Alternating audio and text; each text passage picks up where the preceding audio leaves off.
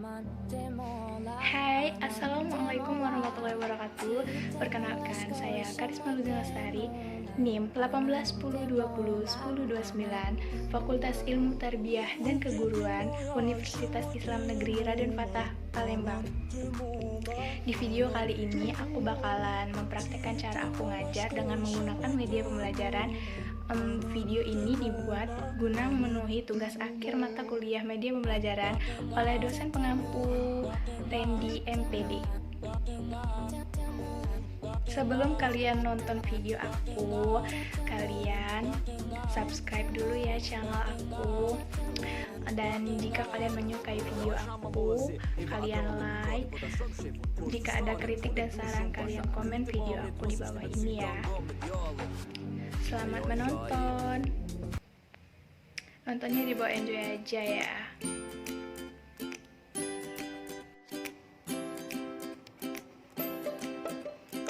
Assalamualaikum warahmatullahi wabarakatuh. Apa kabar semuanya anak-anak? Alhamdulillah.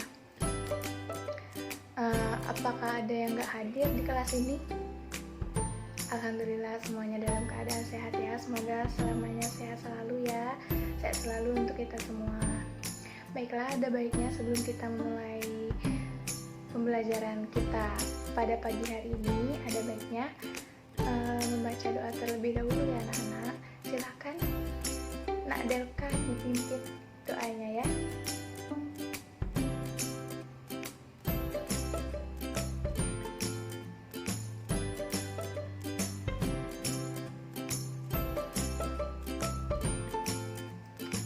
Baiklah, di sini Ibu bakalan ngejelasin yang pertama itu tuh nah, di sini Ibu bakalan bertanya kepada kalian. Ada yang tahu nggak hari ini Ibu bakal ngebahas tentang apa? Nggak tahu ya. Di sini Ibu bakalan ngejelasin tentang dongeng. Nanti Ibu bakalan suruh kalian nyimak video animasi yang Ibu buat ya. Lalu Ibu bakalan tanya nanti. Ibu bakalan tanya isi dari cerita yang Ibu sampaikan ya. Simak. Baik, langsung saja. Dongeng itu tuh adalah fiksi lama yang dalam bahasa Inggrisnya itu tuh disebut folklore. Dongeng adalah suatu cerita, rekaan, atau fantasi atau khayalan belaka yang kejadiannya tidak mungkin terjadi. Biasanya, cerita yang hidup di kalangan rakyat yang disajikan dalam bentuk lisan, namun sekarang sudah banyak ditulis dan dibukukan. Karena apa? Karena ya semakin berkembangnya zaman ya, semakin ini lengkap saja ceritanya. Tapi kalau dibukukan itu kan kumpulan ceritanya itu tuh banyak kayak gitu, nggak cuma satu cerita saja. Lalu ciri-ciri dongeng. Yang pertama itu tuh alurnya sederhana, singkat, tokoh tidak diurai secara rinci. Maksudnya tuh tokohnya tuh cuma dijelaskan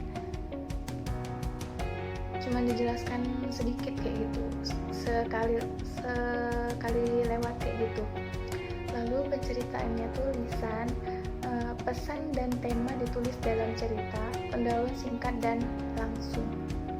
Lalu ada jenis-jenis dongeng. Jenis-jenis dongeng itu tuh berdasarkan tingkat usia pendengar, jumlah pendengar, tingkat heterogenis keragaman, tujuan penyampaian materi, suasana acara, suasana pendengar, dan sebagainya. Berdasarkan pelakunya itu tuh dia itu tuh bisa berdasarkan hewan atau tumbuhan, manusia, atau bisa juga campuran kayak gitu. Lalu berdasarkan kejadiannya itu tuh ceritanya tuh cerita sejarah atau cerita fiksi kayak gitu deh. Terus berdasarkan sifat waktu penyajiannya, cerita bersambung, cerita serial, cerita lepas, cerita sisipan, cerita ilustrasi. Lalu berdasarkan sifat dan jumlah pendengarnya. Dongeng itu tuh ada yang privat, terdiri dari pengantar tidur dan lingkaran pribadi. Lalu yang keduanya tuh dongeng atau cerita kelas, terdiri dari kelas kecil atau kelas besar. dongeng atau cerita untuk forum terbuka. 5. Berdasarkan teknik penyampaiannya. Ini caranya tuh kayak mana, membacakan dongeng itu kayak mana, berdasarkan pemanfaatan peraganya, mendorong atau bercerita dengan alat peraga, mendongeng atau bercerita dengan alat peraga gitu. Nah, di sini ibu bakalan kasih tahu kalian video animasi yang ibu buat ya anak-anak.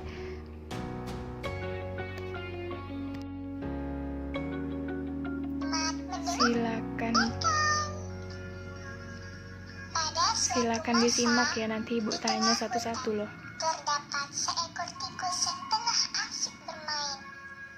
Ia bernyanyi berkeliling sangat ria, sehingga ia tidak menyadari bahwa sudah sangat jauh dengan rumah.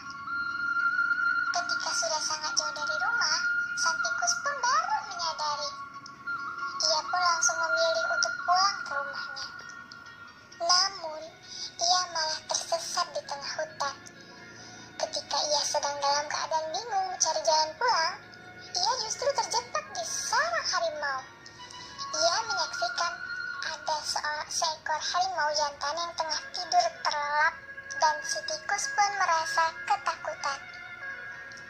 Karena saking paniknya melihat harimau tersebut, ia berlari. Pada suatu masa, di tengah hutan, terdapat seekor tikus yang tengah asik bermain.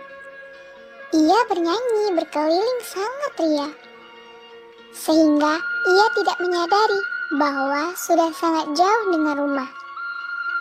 Ketika sudah sangat jauh dari rumah, sang tikus pun baru menyadari. Ia pun langsung memilih untuk pulang ke rumahnya. Namun, ia malah tersesat di tengah hutan. Ketika ia sedang dalam keadaan bingung mencari jalan pulang, ia justru terjebak di sarang harimau. Ia menyaksikan ada seekor harimau jantan yang tengah tidur terlelap, dan si tikus pun merasa ketakutan.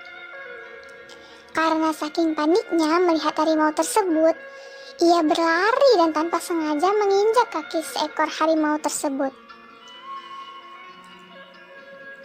Akhirnya, harimau terbangun dan marah karena terganggu istirahatnya. Tikus tersebut akhirnya ditangkap dengan kukunya yang sangat tajam.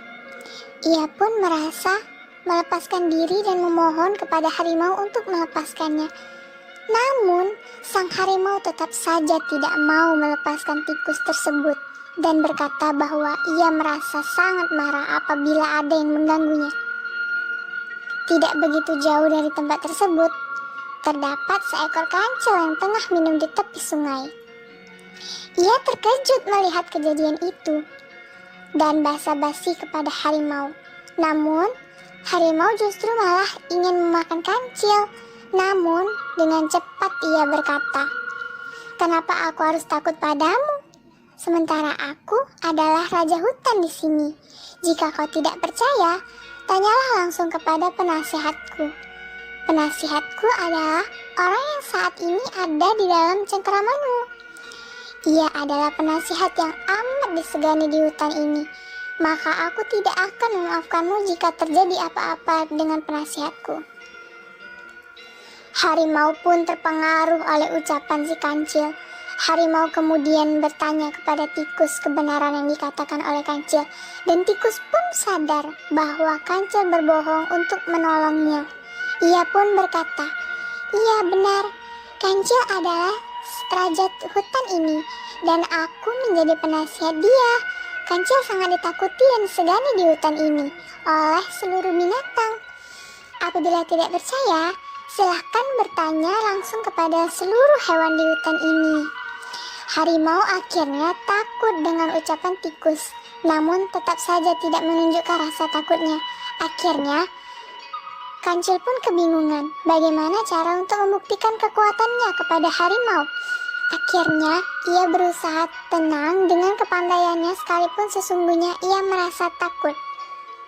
Ia pun berkata bahwa ia baru saja mengalahkan harimau sebesar harimau tersebut, dan itu membuat harimau merasa sangat takut.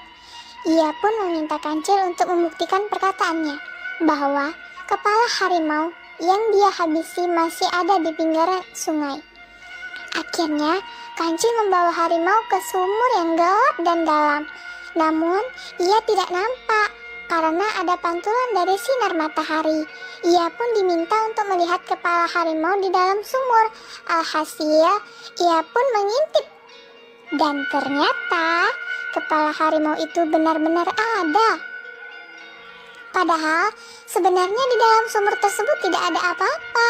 Hanya saja harimau tersebut melihat cerminan kepalanya sendiri oleh pantulan matahari tadi. Melihat hal itu, harimau langsung lari ketakutan dari berlari. Dan tikus pun bebas dari cengkraman harimau lantaran pertolongan dari Kancil yang sangat cerdik itu. Itulah dongeng hari ini.